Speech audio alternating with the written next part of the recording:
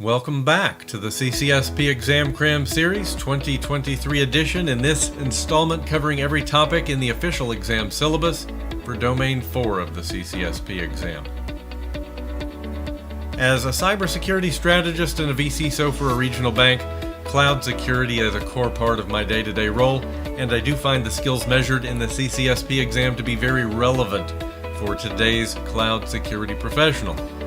Last year, I helped hundreds of thousands achieve cybersecurity certifications, like the Security Plus, the CISSP, and now bringing that formula to the CCSP exam, helping you get ready for exam day without the need for expensive boot camps. In the series, we'll have 6 installments, one for each domain of the CCSP exam. Today, we're on installment number 4, focused on Domain 4. When the series wraps, I'll consolidate these into a full course video. And the focus in Domain 4 is Cloud Application Security. As always, I recommend the CCSP Official Exam Study Guide and Practice Test Bundle to use as part of my exam preparation strategy to get ready for exam day.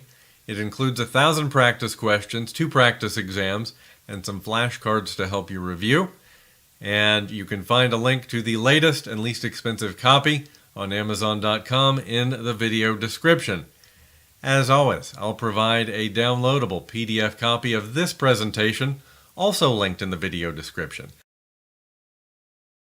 And also in the video description, you'll find a clickable table of contents allowing you to move forward and back through the video as necessary during your exam preparation. And with that in mind, let's get started with Domain 4, Cloud Application Security. So let's take a look at the exam essentials, those areas the official study guide advises will factor prominently on exam day, beginning with cloud development basics, pitfalls, and vulnerabilities. So here we'll talk about performance, scalability, portability, and interoperability as they pertain to cloud, as well as the popular threat lists from OWASP and SANS. Up next, we'll talk about the application of the software development lifecycle, or as you'll hear it referred to in the CCSP context, the secure software development lifecycle. We'll touch on development models like Agile and Waterfall, threat models, as well as secure coding practices and standards. Then, applying test methodologies to application software. We'll touch on functional and non-functional testing, static and dynamic testing, as well as the QA process. We'll touch on managing software supply chain security and secure software usage practices.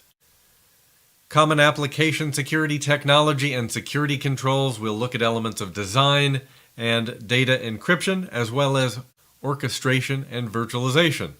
And finally, identity and access management solutions, as well as common threats to identity and access. We'll start with 4.1, advocate training and awareness for application security.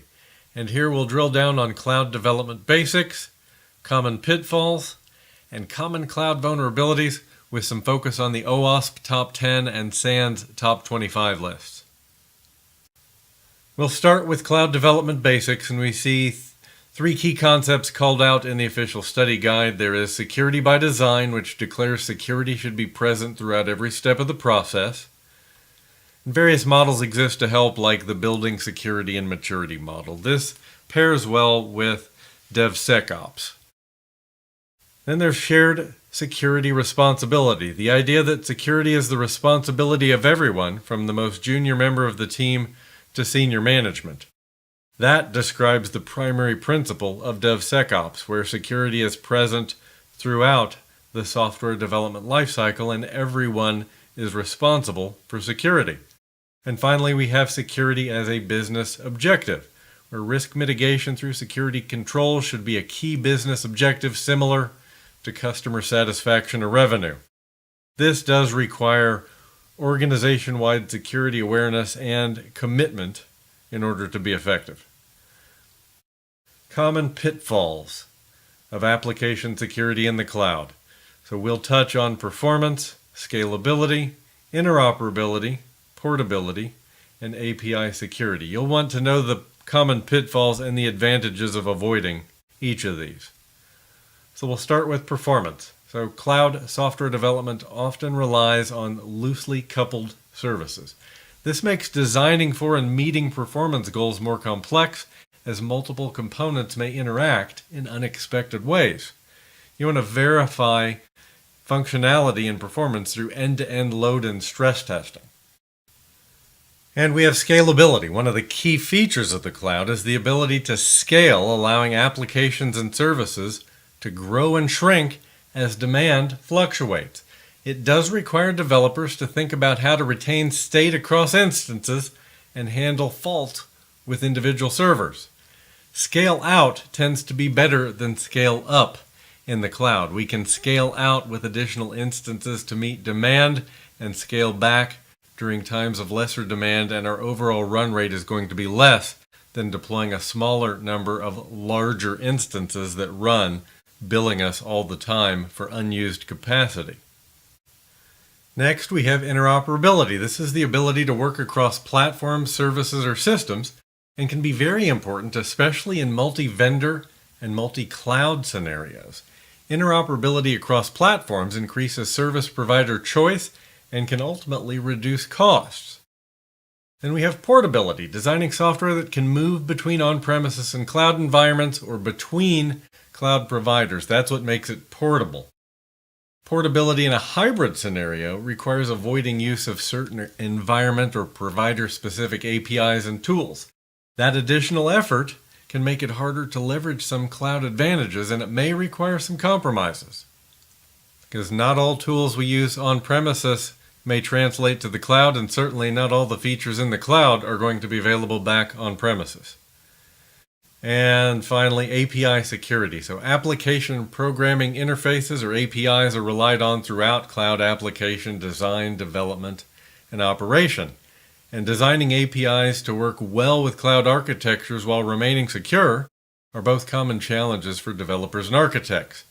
Our API considerations need to include access control, data encryption, throttling, rate limiting.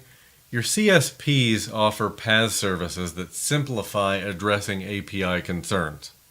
And you'll find the CSP offerings also address the need to present your APIs in multiple regions and multiple geographies.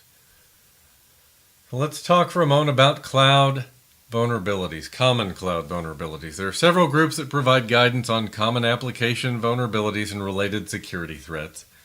So in terms of vulnerabilities, we're talking about common cloud vulnerabilities to avoid within the secure software development lifecycle. These include data breaches, data integrity issues, insecure application programming interfaces, and denial of service. And there are organizations that provide information on security threats. The Cloud Security Alliance, the SANS Institute, and the Open Web Application Security Project, or OWASP. And later in this domain, we will dive into some of the top security concerns and risks as identified by some of these organizations. Next up is 4.2, describe the secure software development lifecycle process. Here we'll focus on business requirements, as well as phases and methodologies. We'll touch on the phases of the secure software development lifecycle, as well as waterfall and agile methodologies for managing software development efforts. So first we have business requirements. So mature software development shops utilize a secure software development lifecycle because it saves money and it supports repeatable quality software development. The secure software development lifecycle is fully successful only if integration of security into the organization's existing software development lifecycle is required for all development efforts. It must be mandatory. We have business requirements that capture what the organization needs its information systems to do, and then we have functional requirements which detail what the solution must do, such as supporting max concurrent user requirements, which then turn into business requirements like supporting all workers being able to access a system to perform their assigned duties. In addition to these functional requirements, the organization must also consider security, privacy, and compliance objectives and requirements. So when regulatory requirements are involved, objectives become requirements in a hurry. Moving on to the secure software development lifecycle. If we take a look at the common phases of a typical lifecycle, we have planning that leads to requirements, and then a design, and then coding that design, and then testing, and then ongoing care and feeding, which we call maintenance. These are the common phases of the secure software development lifecycle. Now, there are multiple variations of the secure software development lifecycle. I did want to just briefly mention that if you see the acronym SSDLC, that's just another way of saying Secure Software Development Lifecycle, and I saw that acronym called out in the common body of knowledge. Now, regardless of which SDLC model a company uses, there are a few phases that appear in all models: planning, requirements definition, design, and coding. These are mentioned in the official study guide, so ensure you're familiar. We have planning, which considers potential development work, focusing on determining need, feasibility, and cost. Do we need it, and is it possible for a reasonable cost? Requirements definition. So once an effort has been deemed feasible, user and business functionality requirements are captured. This involves user, customer, and stakeholder input to determine desired functionality, identify current system or app functionality, and the desired improvement. And then the design phase focuses on designing functionality, architecture, integration points and techniques, data flows, and business processes. The solution is designed based on requirements that we gathered in the requirements definition. And then in the coding phase, this is where the actual coding, the work, happens. Now, the CCSP exam outline mentions 4 phases in a secure software development lifecycle, or at least it calls out these 4 phases of the lifecycle, and those phases are design, code, test, and maintain. So these are mentioned in the official study guide, so make sure you're familiar. We have the design phase. Again, the solution is designed based on requirements gathered. Code, this is where the coding work, the real work happens. Then the test phase, this is testing to ensure software is functional, scalable, and secure. And then maintain, ongoing maintenance updates, patching, and checks to ensure software remains functional and secure. Now, there are only 2 software development models called out in the official exam syllabus, and only 2 likely to appear, and the first is Agile, which places an emphasis on the needs of the customer and quickly developing new functionality that meets those needs in an iterative fashion, through iterations. And then there's the Waterfall model, which describes a sequential development process that results in the development of a finished product. So Agile is defined by its ability to allow quick response to changing requirements and rapid iterations of prototypes, where Waterfall requires clear requirements, a stable environment, and a low rate of change. The Waterfall model has 7 phases, 7 stages. They're system requirements, software requirements, preliminary design, detailed design, code and debug, testing, and operations and maintenance. So these phases happen in sequence, and the waterfall model only allows returning one phase back for correction. So it's a bit inflexible. Much like we cannot change the direction of a waterfall, the waterfall model does not allow us to easily pivot to new directions. As a result, the waterfall model has declined in popularity in recent years. It is relatively uncommon in cloud development, and it's seen as legacy by many. The Agile model for software development is based on the following 4 principles: individuals and interactions over processes and tools, working software over comprehensive documentation, customer collaboration over contract negotiation, and responding to change over following a plan. Agile was first described in the Manifesto for Agile Software Development back in 2001. And it leverages an iterative, a repeating process called a sprint.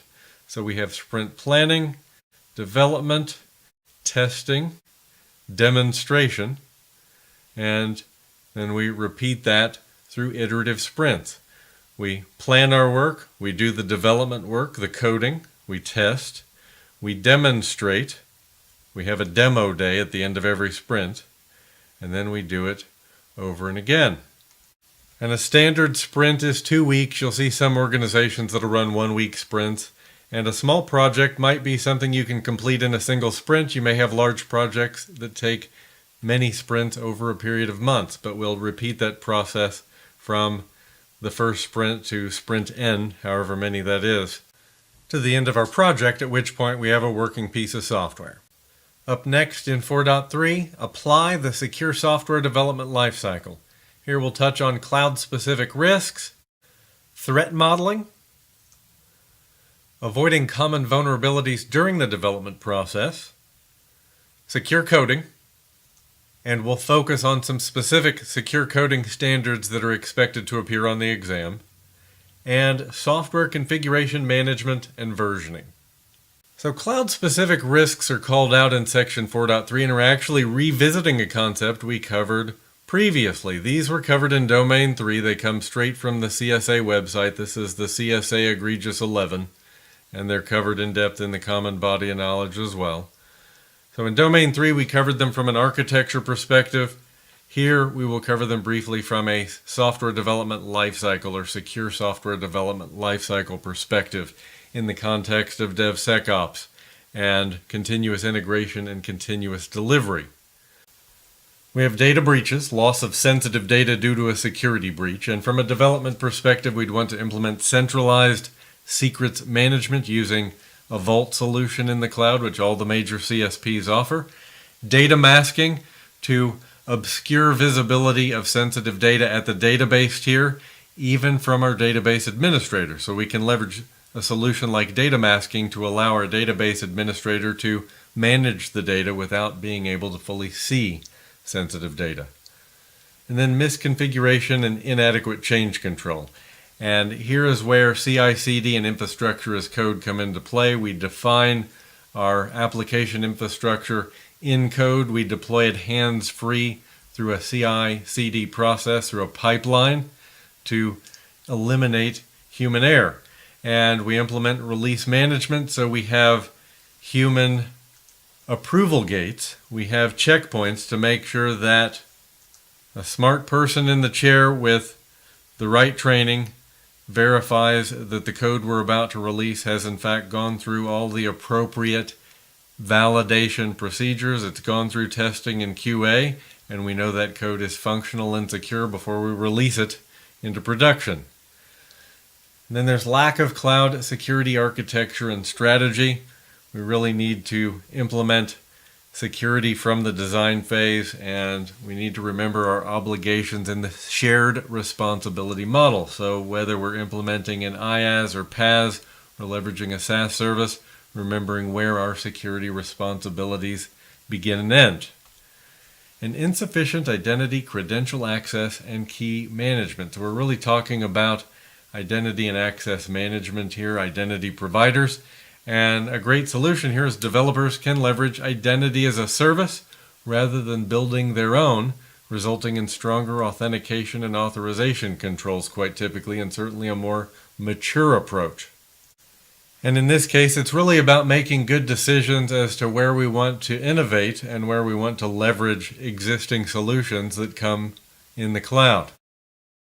Account hijacking, credential theft, abuse, or elevation to carry out an attack. Again, using existing identity providers, identity as a service for your app reduces risk. Insider threats. Here we leverage separation of duties, checks and balances in the release management process like those approval gates I just mentioned. Insecure interfaces and APIs, so failing to secure our APIs. We implement access controls like role-based access control, and for our APIs, we'd implement access keys, API keys. And a weak control plane, weaknesses in the elements of a cloud system that enable the environment configuration and management. Here, continuous integration and continuous deployment. We're not deploying through the web console or from the command line. It's codified, automated, and deployed through a pipeline. And that brings us to threat modeling, which allows security practitioners to identify potential threats and security vulnerabilities. It's generally used as an input to risk management. And it can be proactive or reactive, but in either case, the goal of threat modeling is to eliminate or reduce threats.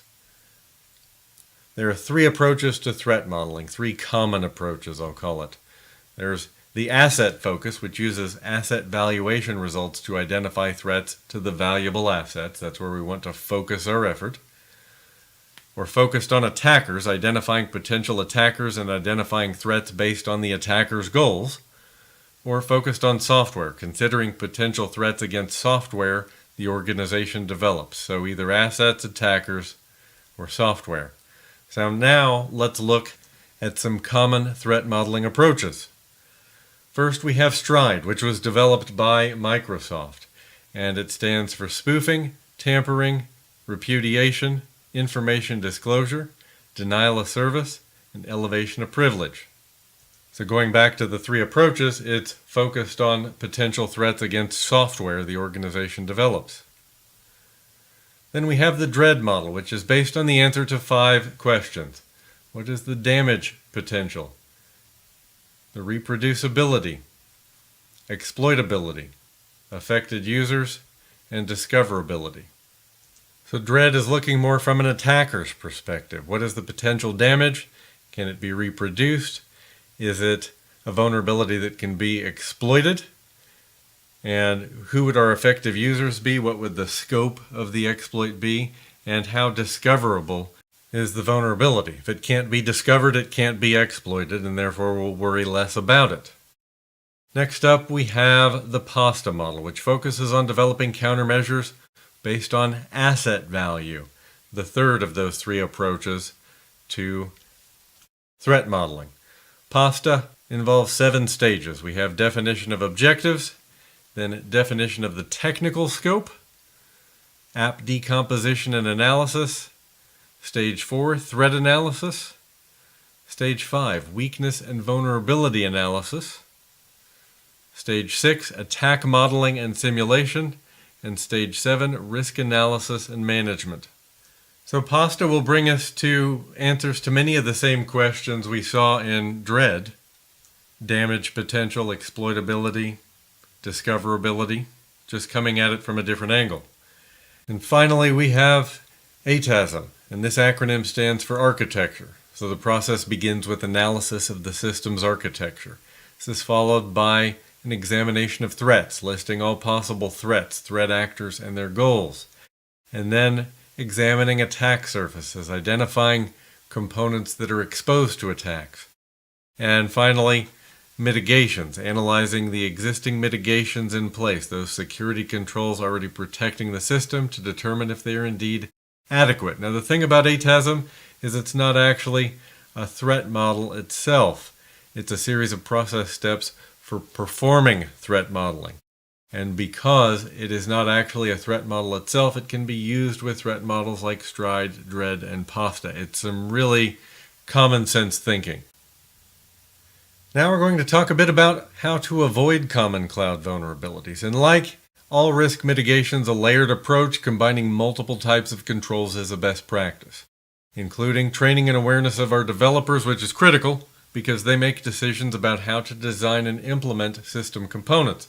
Awareness of common flaws like injection attacks, for example, prevent coding mistakes. And in the next section, when we talk about secure coding, we'll take a look at some artifacts from organizations like OWASP and SANS that can help us in training our developers around awareness of those common flaws.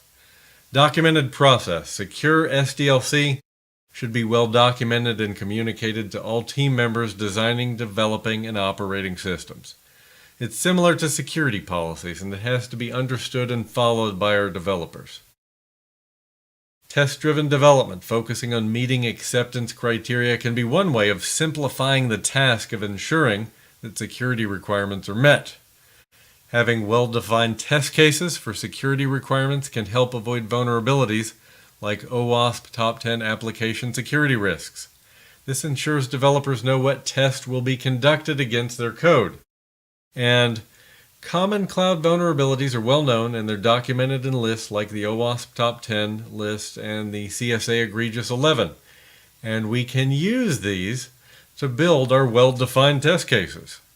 These documented vulnerabilities can guide what we're testing against and testing for. Let's shift gears and talk about secure coding. So this is the practice of designing systems and software to avoid security risks. It's essentially a proactive risk mitigation practice. We are, through secure coding, avoiding potential security risks. And there are multiple organizations out there that exist and work to mature secure coding practices.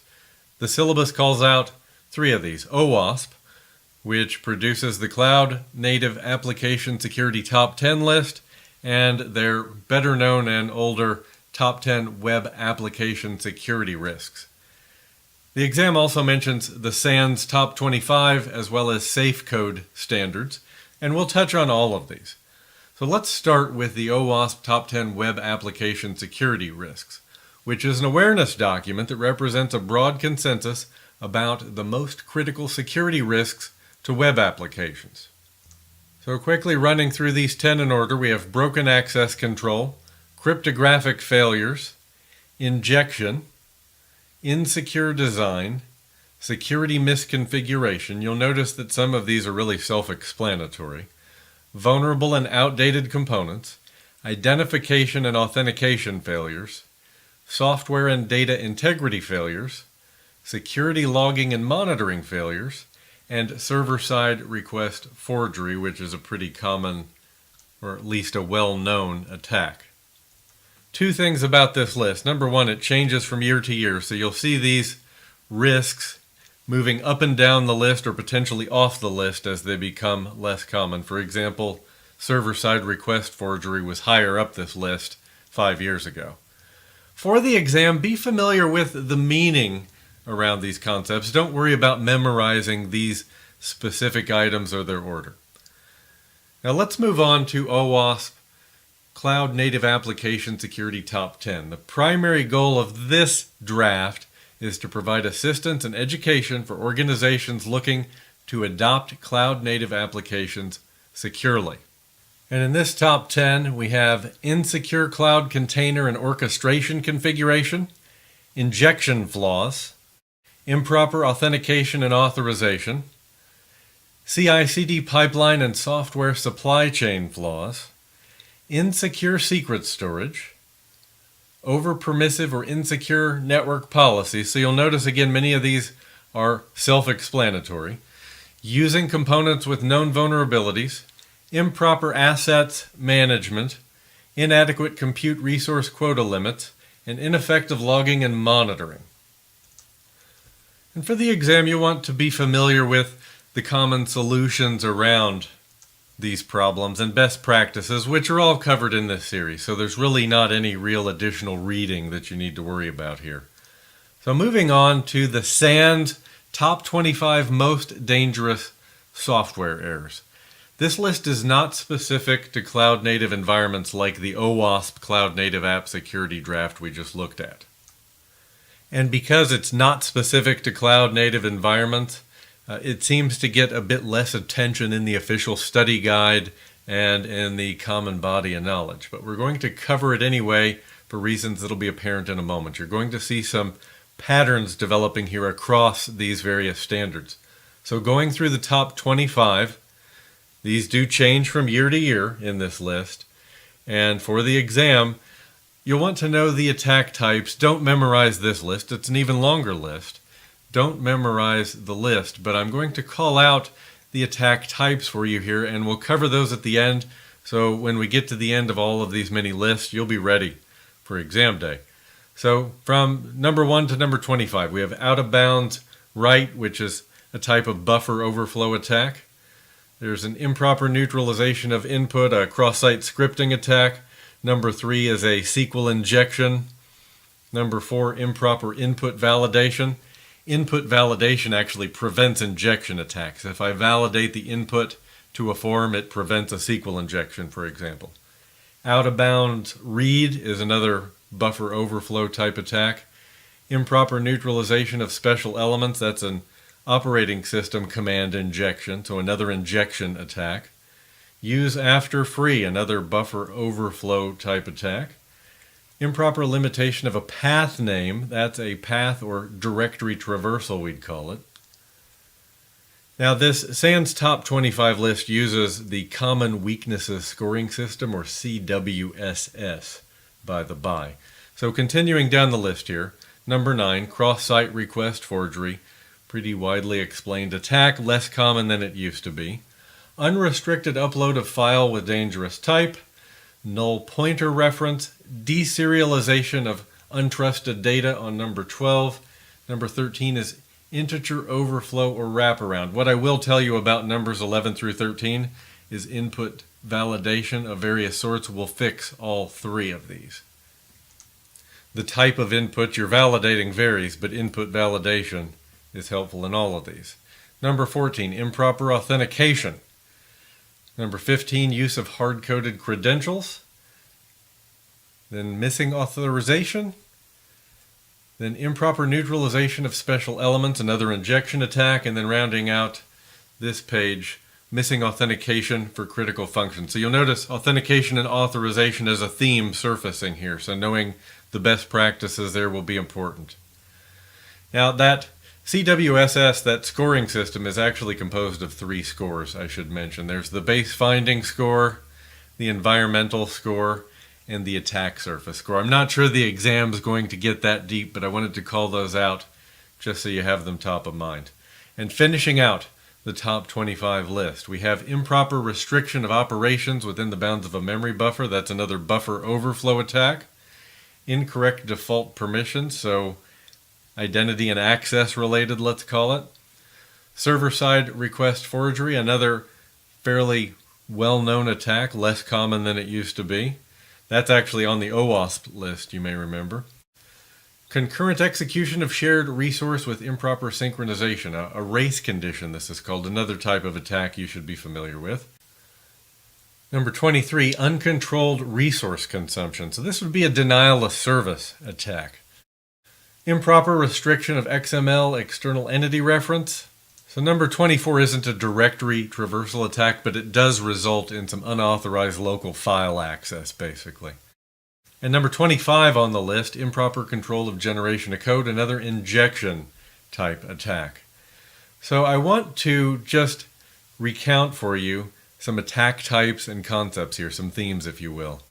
So we have injection attacks, buffer overflow attacks, directory or path traversal, denial of service or distributed denial of service, race condition, and then authentication and authorization. So an understanding of the attack types should be enough for exam day, and you saw these themes across all of these lists to varying degrees. The authentication and authorization is really more a matter of knowing best practices, and we're going to touch on authentication and authorization from multiple directions in this course and in this series, so I don't think you have much to worry about there. But what I would like to do is, just in case you're not familiar with these types of attacks, I'm going to just walk you through a simple explanation of numbers 1 through 5, so in case you haven't been exposed to these in your work life, you'll have a good foundational knowledge. So let's start with injection attacks. Improper input handling is really the source cause here. These are used to compromise web front-end and back-end databases.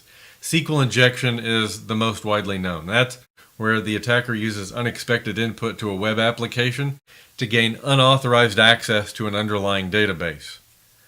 It's not new. It can be prevented through good code practices. Essentially, the countermeasure is input validation and using prepared statements like stored procedures rather than allowing SQL queries to be generated from that front-end web application. We don't allow the front-end web application to issue select statements. Instead, we limit that front-end web application to calling stored procedures, which are pre-compiled and allow us better control. But input validation is the key. Now, another I mentioned was buffer overflows.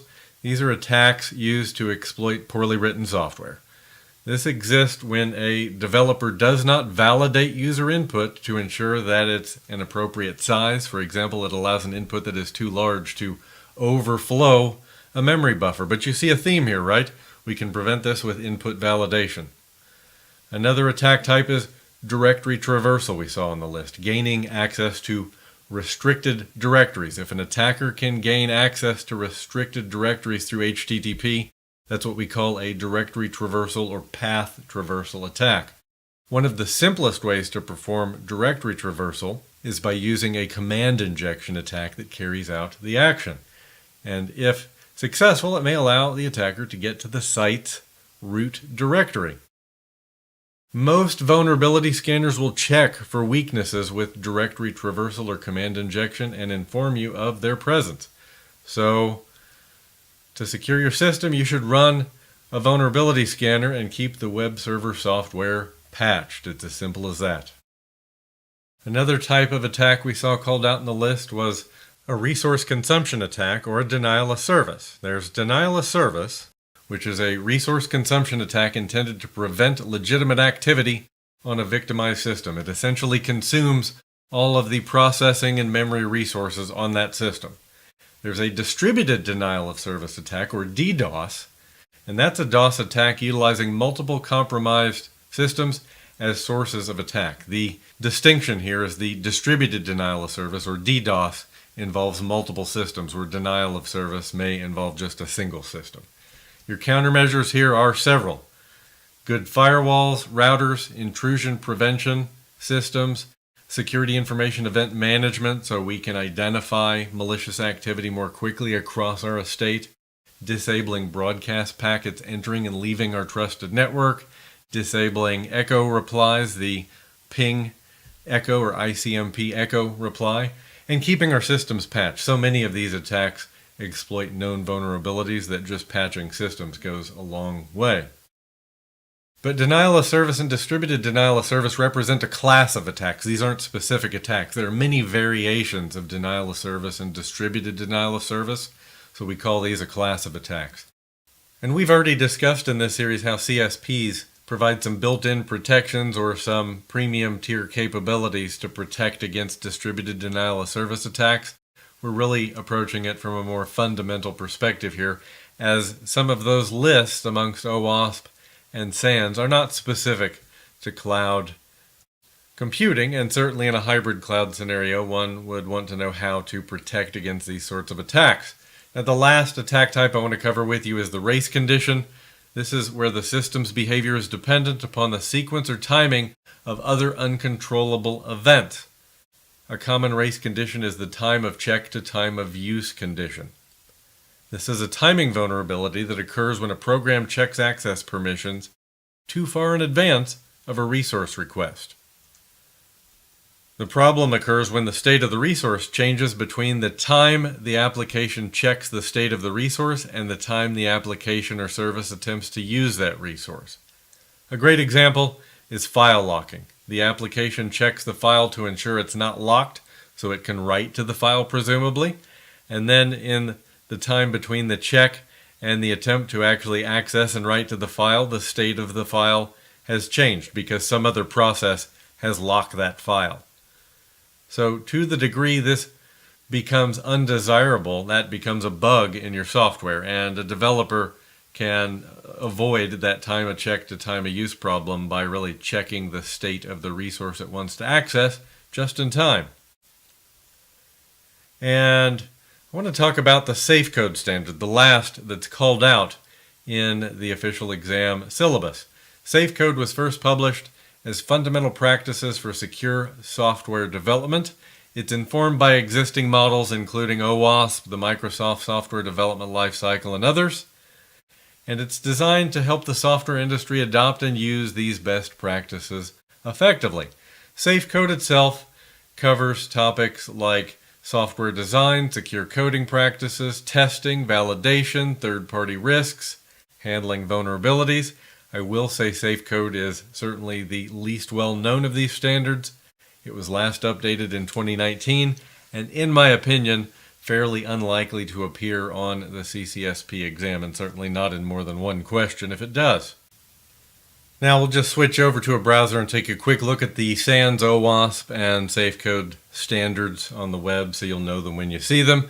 I'll have links in the PDF that you download with this course. Now here's SANS.org, the top 25 most dangerous software errors.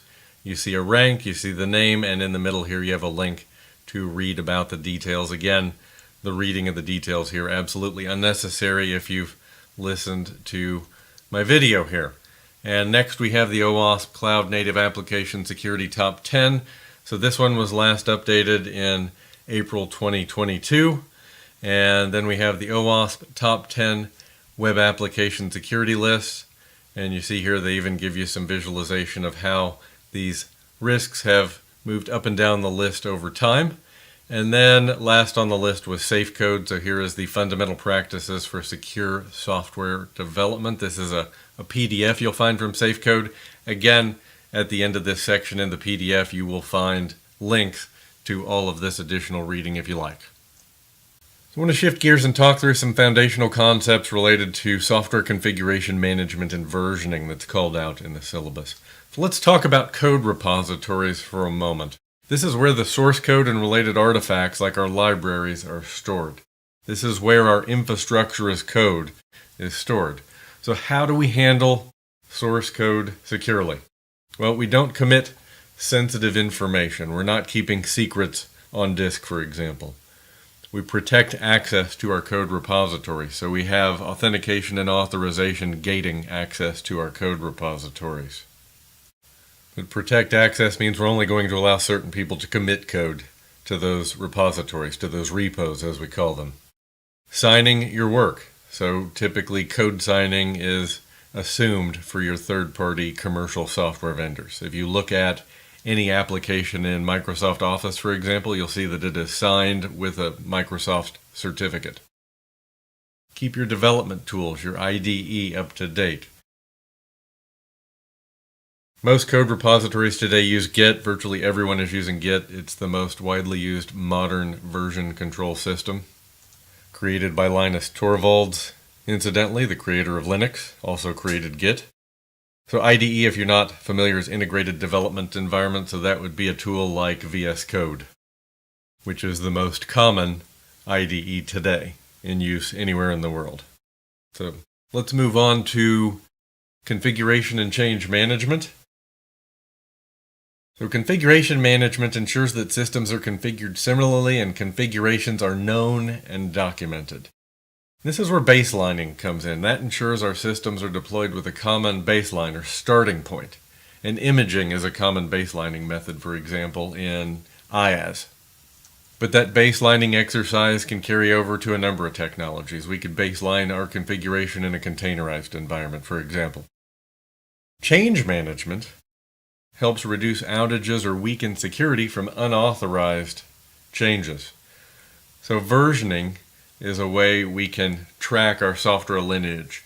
Uses a labeling or a numbering system to track changes in updated software versions. Now, how folks do this differs. There are many approaches.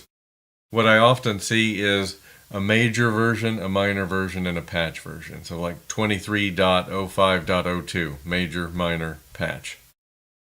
But all of these practices can help us prevent the shift and drift that results in security-related incidents and outages.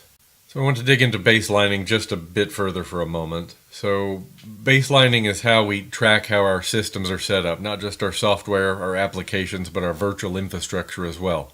That baseline is effectively a snapshot of a system or an application at a given point in time. It is our starting point. This process should also create artifacts that can be used to help understand our system configuration, and probably include some metadata. And we also want system and component level versioning. For example, if I have a VM that requires a Java library, I want to make sure that at a system level I know what that operating system is, but I also know what that Java library is. How we capture that depends on the type of underlying compute we're dealing with, the infrastructure, but at the end of the day, our applications depend on compute resources and other software components. There are many layers between the wire, between the network, and that application user interface that our end user is working in. And baselining is going to help us capture all of the details in between those 2 points.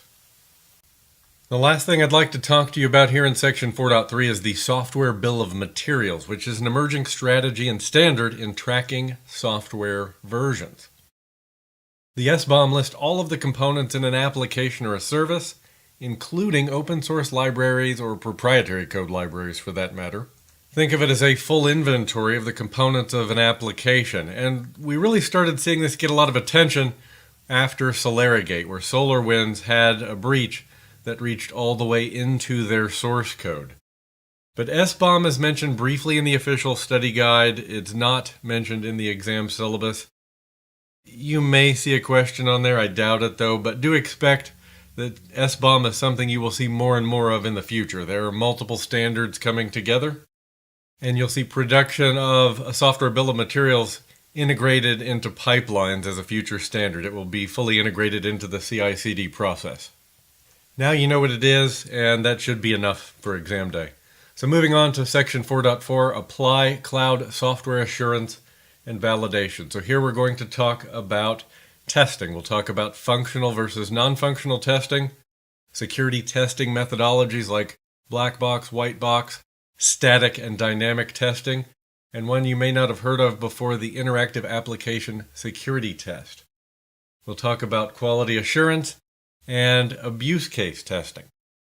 Before we delve into testing methodologies, I want to talk for a moment on environment. So secure environments for development, testing, and staging before moving an application into production are absolutely necessary.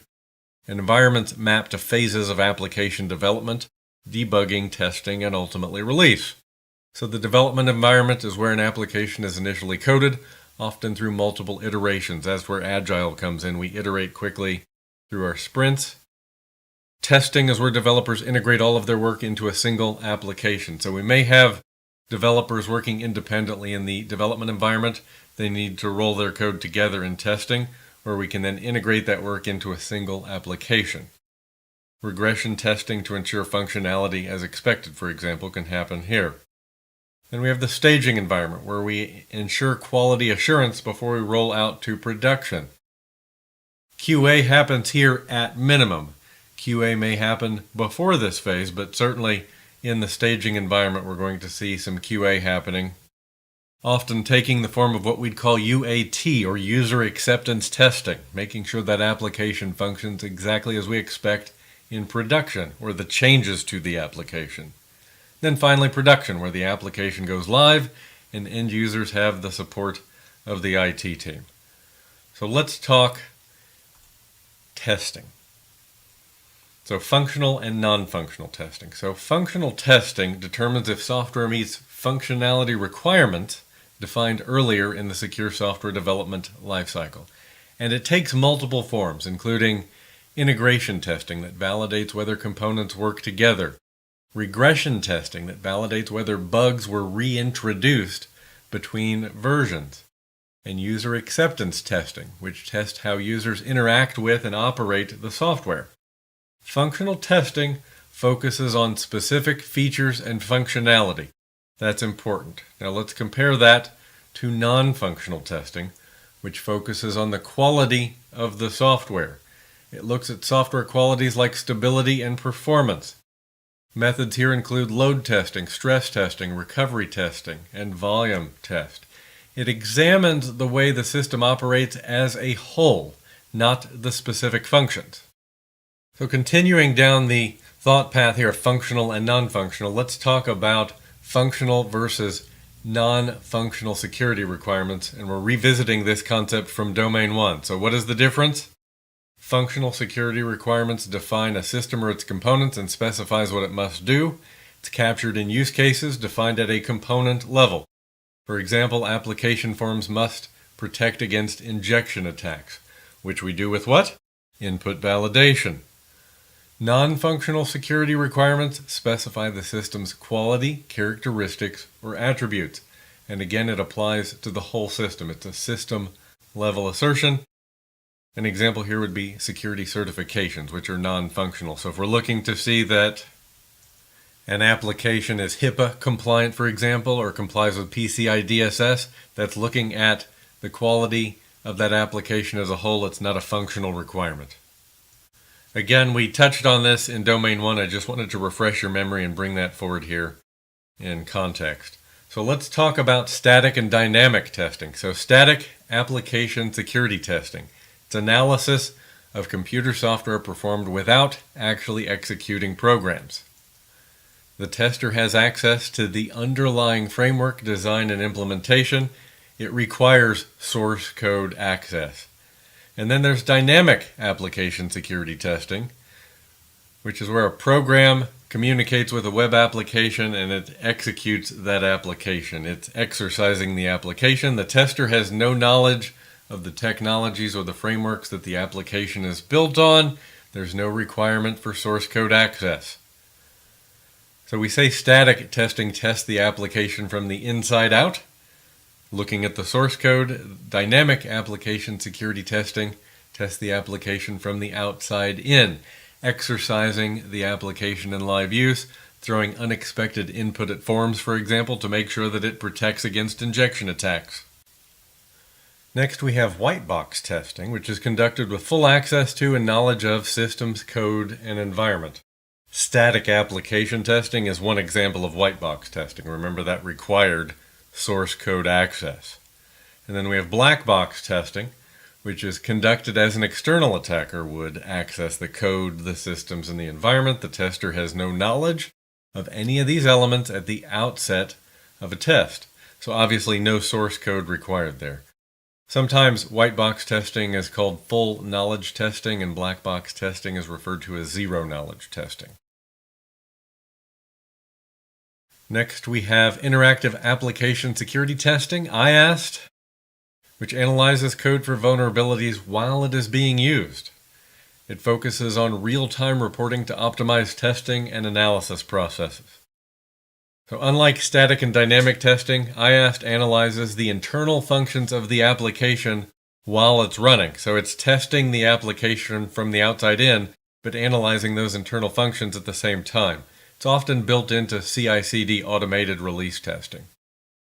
And then we have software composition analysis, which is used to track the components of a software package or application. And it's of special concern for apps built with open source software components, because open source components often involve reusable code libraries. And SCA tools are going to identify flaws and vulnerabilities that are included in these components. They're going to ensure we're working with the latest versions. It's really automated and combines application security and patch management, so to speak. It's making sure that we're using the latest versions of the libraries and we're not exposing ourselves to vulnerabilities unnecessarily by not working on the latest version or potentially working with the latest version that has a known vulnerability.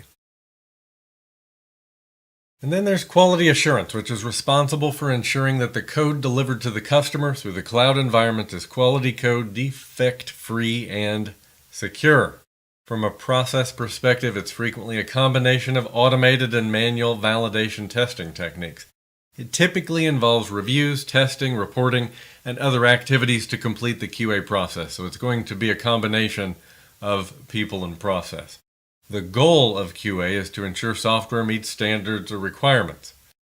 Because DevSecOps preaches security as everyone's responsibility, the role of QA is significantly expanded in a DevOps or DevSecOps team, and it tends to be embedded throughout the development process because security is an element of quality. And in DevSecOps, where security is everyone's responsibility, we shift left and we start looking at security from the very beginning of the software development lifecycle. And QA should be involved in many testing activities, including load and performance test, stress testing, as well as vulnerability management. So QA testing is looking at functionality, performance, and security. So what is an abuse case? Well, an abuse case is a way to use a feature that was not expected by the implementer, allowing an attacker to influence the feature or outcome of use of the feature based on the attacker's action or input. It describes unintended and malicious use scenarios of the application, describing how an attacker could do this. And an abuse case test takes that abuse case and puts it into action. It focuses on using features in a way that weren't intended by the developer. It may exploit weaknesses or coding flaws from the perspective of multiple personas, a malicious user, abusive user, and even an unknowing user. It can help organizations to consider security features and controls needed for an application. In fact, OWASP provides an abuse case cheat sheet in their cheat sheet series at owasp.org that we've looked at earlier in this series. but testing generally focuses on documented abuse cases. And those test cases could come from a number of sources, including our outputs from threat modeling, where we're looking at the vulnerabilities of our services and the attack surface. That brings us to Section 4.5, Use Verified Software. Here we'll talk about securing application programming interfaces, APIs. We'll touch on supply chain management and vendor assessment traditionally versus in the cloud, third-party software management, and validated open source software. So by the by, if you're using the official study guide, these last two come from Chapter 5 of the official study guide. Beyond that, the entirety of Domain 4 is covered in Chapter 6 of the official study guide. So let's talk about APIs. We have SOAP and REST. So an API is a set of exposed interfaces that allow programmatic interaction between services. That means no user or human involved. SOAP is a standard communication protocol that uses XML. REST is an architectural model that uses HTTPS for web communications to offer API endpoints. And your security features from the CSP include API gateway functionality, authentication, IP filtering, throttling, quotas, data validation, generally offered through those PaaS services that I've mentioned in the past, in previous domains in this series. So you have API management in Azure, you have the API gateway offering in AWS. You also need to make sure that you have a plan for storage, distribution, and transmission of your API access keys. Those need to be maintained in a secure fashion, both at rest and when they're being transmitted between parties for whatever reason. So let's talk supply chain. Today, most services are delivered through a chain of multiple entities. A secure supply chain includes vendors who are secure, reliable, trustworthy, and reputable. Due diligence should be exercised in assessing vendor security posture, business practices, and reliability. This may include periodic attestation requiring vendors to confirm continued implementation of security practices. I can tell you firsthand this typically happens on an annual basis at least. We'll typically see an annual vendor survey from Microsoft as well as customers in regulated industries. And a vulnerable vendor in the supply chain puts not only the organization at risk, but potentially other members of the supply chain. So let's examine vendor assessment in our supply chain from a couple of perspectives. So traditional vendor evaluation would occur through a number of different options. So on-site assessment is an option, visiting the organization, interviewing personnel, and observing their operating habits. So in extremely sensitive scenarios or where human safety is involved, that's certainly an option we'd see exercised. Document exchange and review, investigating dataset and document exchange. Process and policy reviews, we request copies of their security policies, processes, and procedures to make sure that the security they attest is in place is actually in writing. And then third-party audit, having an independent auditor provide an unbiased review of an entity's security infrastructure. Now these are all options a CSP like AWS or Azure or Google might use to evaluate a vendor. Now in the cloud, companies with hundreds or thousands of customers, like our CSPs, cannot support direct vendor assessment. So we can't perform the same type of review of these major CSPs. Instead, we're going to review, audit, and certification reports provided by the CSP directly. These could include a third-party audit, a review of an independent auditor's unbiased review of an entity's security infrastructure, provided to us by the CSP. We could also review a SOC 2 Type 2 report. We could look at the ISO IEC 27001, 27017, and 018 reports to verify the efficacy of the CSP's physical and logical security controls. And as we saw in Domain 3, your major CSPs generally make these reports available to customers for review on demand. We went to one of the CSP portals and actually retrieved these reports. We did have to sign an NDA to get to that SOC 2 Type 2 report, but as a customer, that was very possible. But this is how we evaluate a cloud vendor like a CSP or a SaaS offering. Third-party software also adds additional risk to our organization. A third party may have limited access to your systems, but will often have direct access to some portion of your data. If you think about Office 365 applications, storing our documents in SharePoint and OneDrive, that's absolutely true. Limited system access, but direct access to our data. Typical issues addressed in software vendor assessment would include where in the cloud is the software running? Is this on a well-known CSP, or does the provider use their own cloud service? That's going to give us some insight into reliability, or at least raise additional concerns potentially to go assess this vendor further. Is the data encrypted at rest and in transit, and what encryption technology is used? Not only are they encrypting the data, but have they made good decisions in terms of encryption algorithm selection? How is access management handled? Access management is going to be tied to our identity provider there. So really, what is the identity and access management system that service runs on? For example, with Office 365, we're talking about Azure Active Directory. With Google Cloud Platform, we're talking about Google's own identity platform. So identity as a service often makes us feel a bit better, a bit more comfortable. What event logging can you receive? We talked about the level of logging across different cloud deployment models, and we know we're going to have greater access to logs in areas where we have greater responsibility. So our log access is greater in IaaS than it is in PaaS, and it's greater in PaaS than it is in software as a service. And what auditing options exist? And we just talked about auditing in the cloud, and we know that even when we are working with a vendor that has many hundreds of thousands of customers and we can't audit directly, generally speaking, we're going to have access to their audit documentations and assertions in the form of SOC 2 Type 2 reports and the like. The focus here is on risk to data security. So let's talk open source software versus proprietary. Open source is one where the vendor makes the license freely available.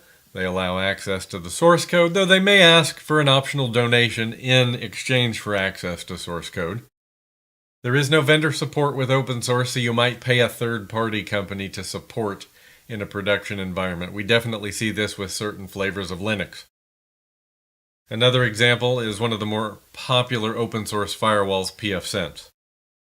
Now, proprietary, on the other hand, tends to be more expensive, but tends to provide more and better protection and more functionality and support, albeit at a cost. So in the firewall example, there are many vendors in this space, including Cisco, Check Point, Palo Alto, Barracuda, and we don't get source code access in the case of proprietary either. So if we're using open source software, we want to use validated open source software. It must be validated in a business environment. So we have some risk when it comes to open source. And some argue that open source software is more secure because the source code is available for review. I would say that we can definitively prove through evidence that is not guaranteed. Now, adequate validation testing through sandbox testing, vulnerability scans, third-party verifications all reduce our risk. But more visibility into a problem can result in better outcomes, but the transparency is not itself a guarantee of security. And I can cite two great examples here. And that would be open source projects like OpenSSL and Apache, which have contained serious vulnerabilities in the past. Just because everyone's watching doesn't mean every security issue is identified and remediated. And that brings us to Section 4.6, Comprehend the Specifics of Cloud Application Architecture. In this section, we'll cover supplemental security components. We're going to talk about flavors of firewalls or gateways in the cloud. We'll talk about cryptography, sandboxing, as well as application virtualization and orchestration. We'll start with supplemental security components, which are called out here in the syllabus, beginning with a web app firewall, often abbreviated as WAF, which protects web applications by filtering and monitoring HTTP traffic between a web app and the internet. It typically protects web applications from common attacks like cross-site scripting, cross-site request forgery, SQL injection, attacks on the OWASP top 10 quite often. And you'll often find these WAFs include default OWASP core rule sets. And this is fairly common in your CSPs. We'll take a look at a WAF here in just a moment. And then there's the XML firewall, which is used to protect services that rely on XML-based interfaces, including some web apps. It provides request validation and filtering, rate limiting, and traffic flow management. I think the main thing you need to remember here is that it services XML traffic, usually implemented as a proxy.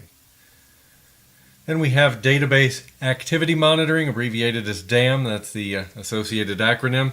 This combines network data and database audit info in real time to analyze database activity for unwanted, anomalous, and unexpected behavior.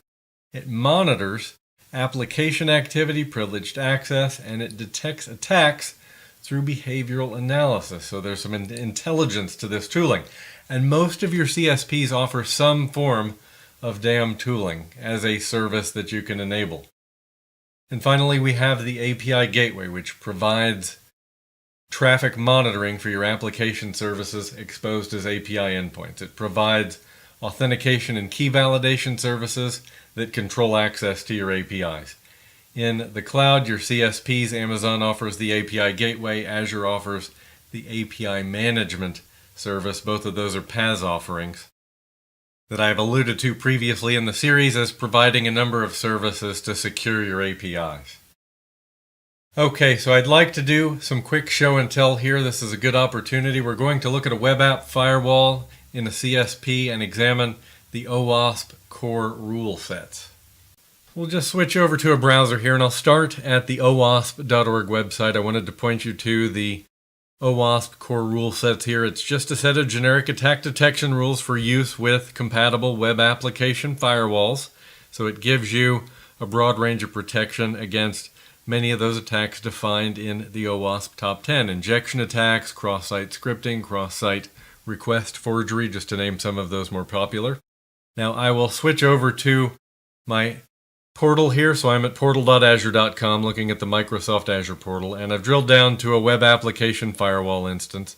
And if I look at managed rules, I'll see here that by default they have implemented the OWASP 3.2 core rule sets. And the way it tends to work in the Microsoft scenario anyway is they support the last 3 sets of the OWASP core rule sets. It's going to vary by CSP, but the point is you can deploy a firewall, and by default it's going to have these built-in web protections. You can run your web traffic through here and feel pretty good about your security posture right out of the gate.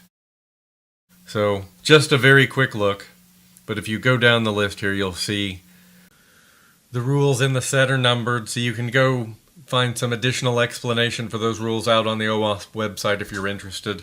But for the exam, just know that's really one of the key value propositions of a web app firewall. And finishing up our discussion on firewalls, obviously anytime we're in an internet-connected environment, a firewall is important for filtering incoming traffic in a perimeter network. But that web app firewall, the WAF, is one that you're going to find is very common. It's really the most popular firewall generally speaking, and there are a couple of reasons for that. One is cost. It meets a common need, it's easy to configure, it comes with those default OWASP core rule sets, and it's less expensive than the more function-rich next generation firewalls and secure web gateway firewalls. Now we will see those more feature-rich firewalls implemented as well, but for other reasons. Now, the need for network segmentation, for example, should be supported with appropriate traffic filtering and restriction with the firewall that's most appropriate for the use case. And when we get into heavier traffic filtering and cross-cloud scenarios or hybrid scenarios, that's where you're going to step up to a next-generation firewall. It'll have advanced functionality, centralized policy capabilities, real-time threat intel connected to that device. In fact, real-time threat intelligence is part of what makes a next-generation firewall a next-generation firewall. And that firewall can filter traffic between our virtual networks and the internet, or our virtual networks and our corporate network. The common theme there is segmentation. When we think about zero-trust network architecture, it focuses on micro-segmentation. And you'll find your firewall functionality maps to different layers in the OSI model. So we have a 7-layer OSI model. A network firewall works at layer 3 of the OSI, stateful packet inspection at layer 3 and 4, and many of your cloud firewalls, like the web app firewalls, work at layer 7 of the OSI model, which is the application layer. Now, cryptography is mentioned in this section of Domain 4, and it really touches on 3 areas: data at rest, data in motion, and key management. And I've talked about key management endlessly throughout the series, so I want to just say a couple of words on data at rest and data in motion. So data at rest. We need to encrypt our storage accounts, and your CSP storage providers usually protect data at rest at the account level by automatically encrypting before persisting it to manage disks, blob storage, file, or queue storage. But you have a default layer of encryption. What you'll find sometimes is they offer an additional layer of encryption, what we call double encryption. So the customer can hold the keys. It enables crypto shredding, secure deletion in an environment where you don't own the physical storage medium. We talked about this earlier in the series. And then full disk encryption. This is BitLocker or dmcrypt on the Linux platform. If you've ever worked in the Windows ecosystem, a Windows desktop, you're probably familiar with BitLocker. You'll find CSPs offer this capability in their IaaS model when you're working with VMs. And then there's transparent data encryption for SQL databases and data warehouses that give us protection against the threat of malicious activity with real-time encryption and decryption of the database, backups, and the transaction log files at rest without requiring app changes. These features generally include a customer managed key option. And I use that acronym SQL generically here. You'll find transparent data encryption is available on more than just the Microsoft SQL platform as you look at MySQL and PostgreSQL. How do we encrypt data in motion? Well, there are a couple of most common methods. The first being transport layer security over HTTP, so HTTPS. And in hybrid cloud scenarios and cross-cloud connectivity, we often see traffic tunneled over a VPN connection. You'll sometimes hear TLS referred to as SSL. The terms are used interchangeably, but TLS replaced SSL a long time ago. Shifting gears, let's talk about sandboxing for a moment, placing systems or code into an isolated, secured environment where testing can be performed.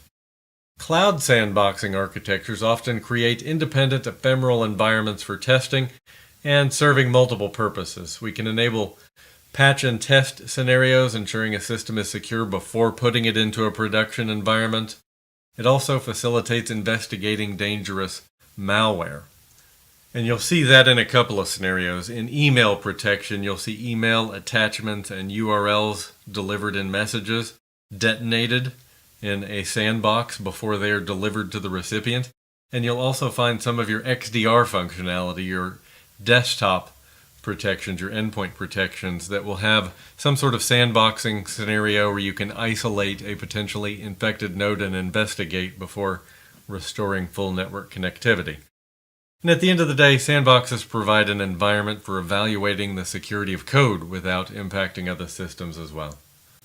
We'll round out section 4.6 with a talk about app virtualization and orchestration. So let's start with a quick refresher on containerization. And I'm thinking about Docker and Kubernetes here, where one of your key value propositions is containers do not have their own OS, so we get greater density in our virtualization infrastructure.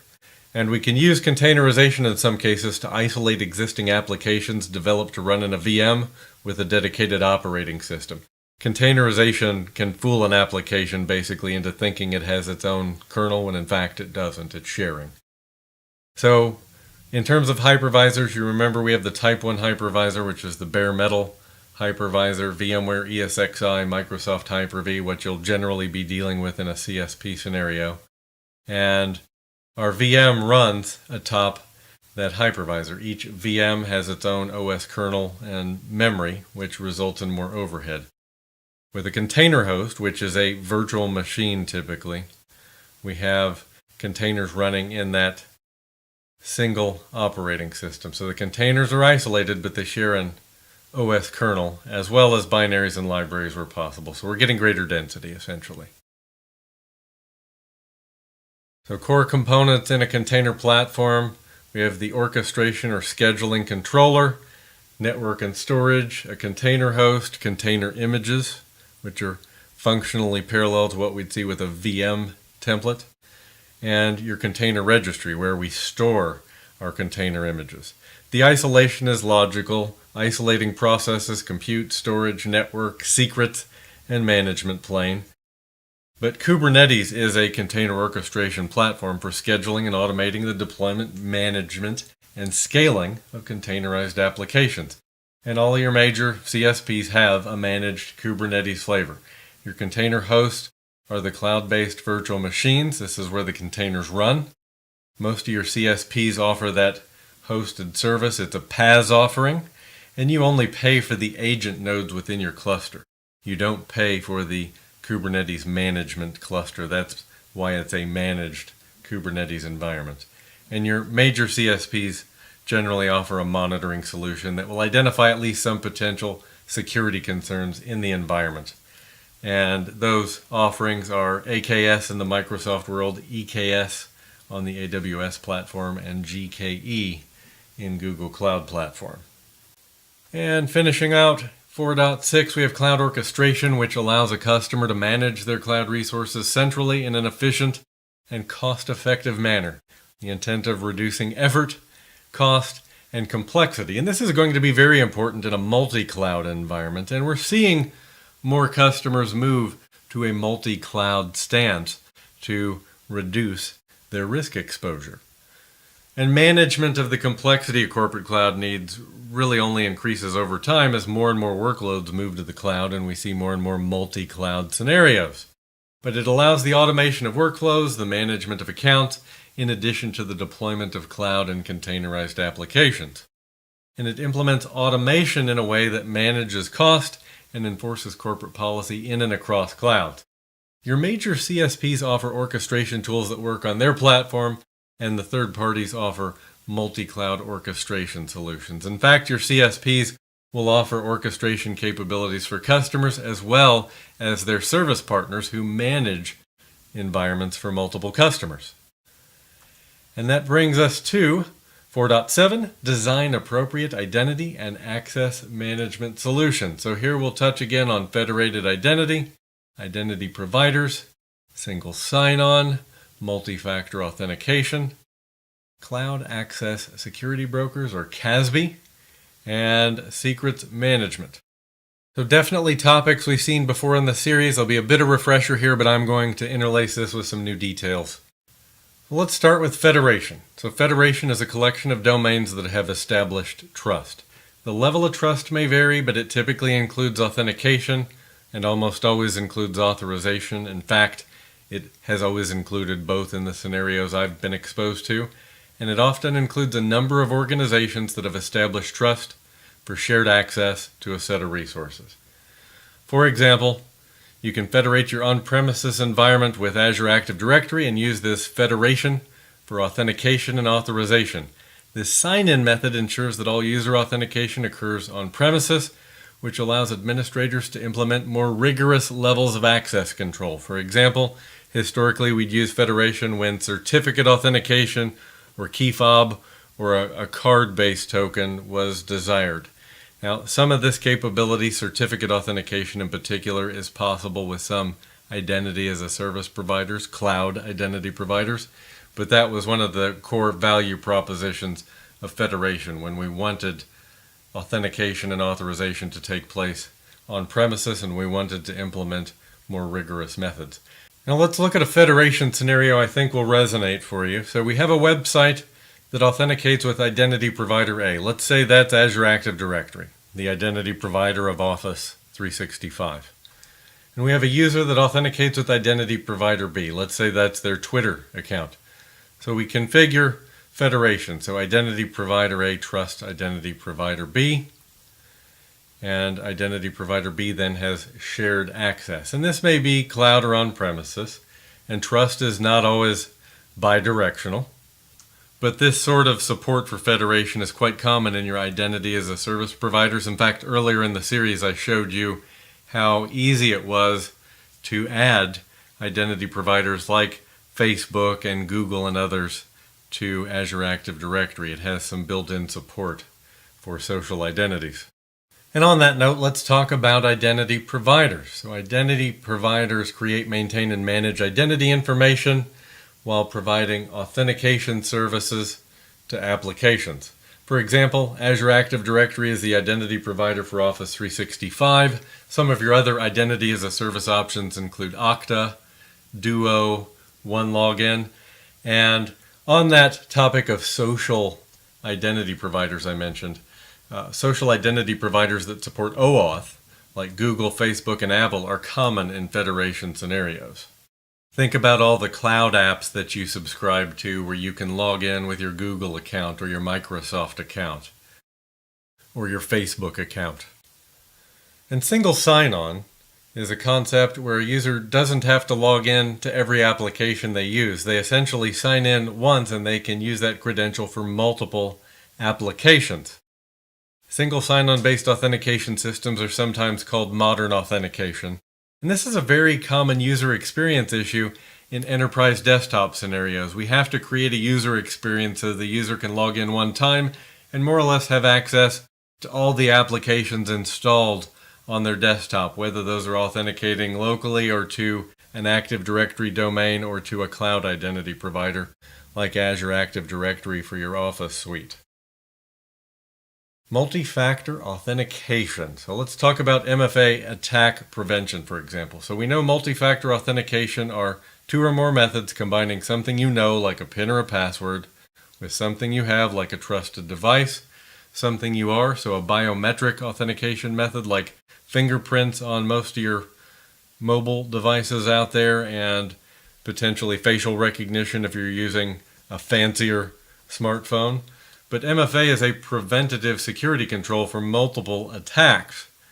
So MFA can prevent phishing attacks, spear phishing, keyloggers, credential stuffing, brute force and reverse brute force attacks, man-in-the-middle attacks.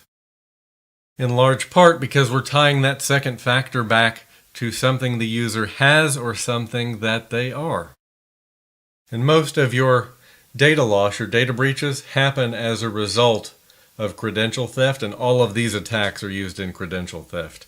In fact, in talking to some of Microsoft's DART organization, the folks who go out and help customers who have been breached, one of those consultants told me that a lack of MFA is a causal factor in almost every security breach they've gone out to clean up.